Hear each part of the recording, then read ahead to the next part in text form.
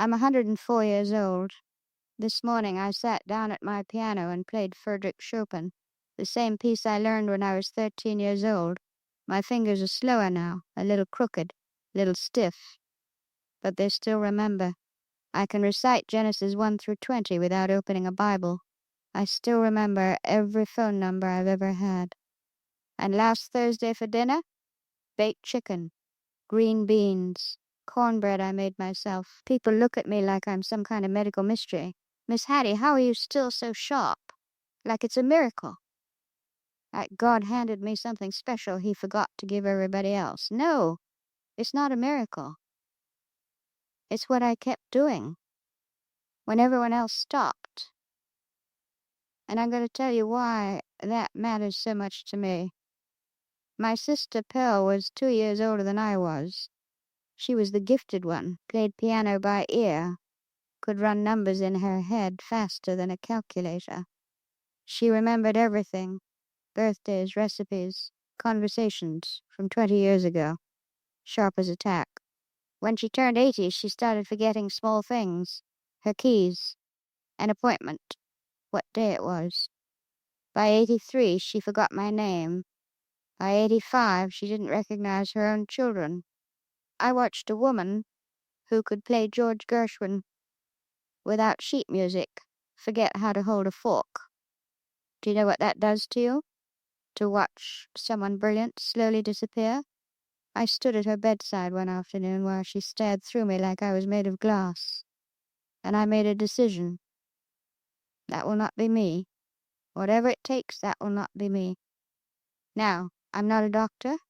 I'm not a scientist. I taught Sunday school and played organ at Mount Zion Baptist Church for 41 years. That's my Rusum. But I've lived long enough to see patterns. I've watched what happens to people who challenge their minds and what happens to people who let them rest. Here's what I know.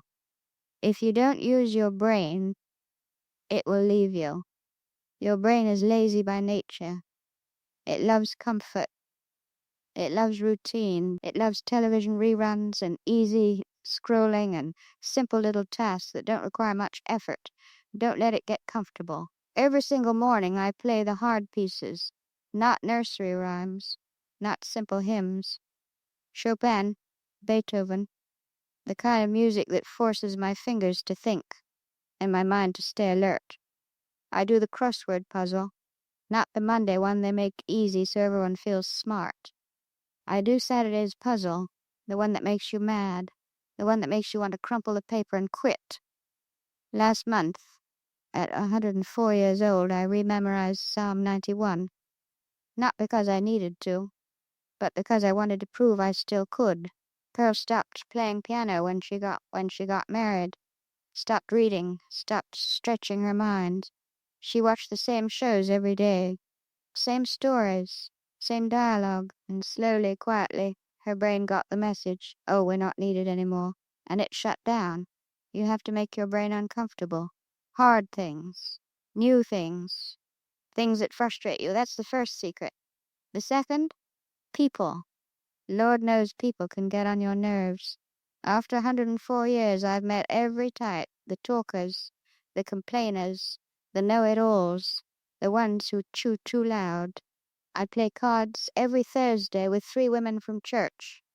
Been doing it 31 years. I don't even like one of them. Dolores talks too much. And I'm fairly certain she cheats. But I show up every single Thursday. Because conversation is exercise. Remembering names is exercise. Following stories is exercise. When you isolate yourself, your mind goes soft. After my husband died, I wanted to close my door and never open it again. Sit in silence. Wait for the Lord to come get me. Grief makes you want to disappear. But I didn't let myself. I answered the phone. I went to church even when I didn't feel like smiling. I sat on this porch and waved at every person who walked by. Not because I felt strong, because I refused to fade, and that's what this is about. People think staying sharp is about luck. It's not. It's about refusal. refusing to coast, refusing to isolate, refusing to let your mind retire before your body does. At 104 years old, I am still here, still thinking, still remembering, still learning. And if you're listening to me right now, younger, stronger, with decades ahead of you, the question isn't whether your mind can last. The question is, are you going to make it work for it? I remember the day I realized something important. I still had a reason. It didn't have to be grand. It didn't have to change the world. It just had to be mine. My piano. My church on Sundays. Cards on Thursday afternoons. My family's laughter echoing through the house.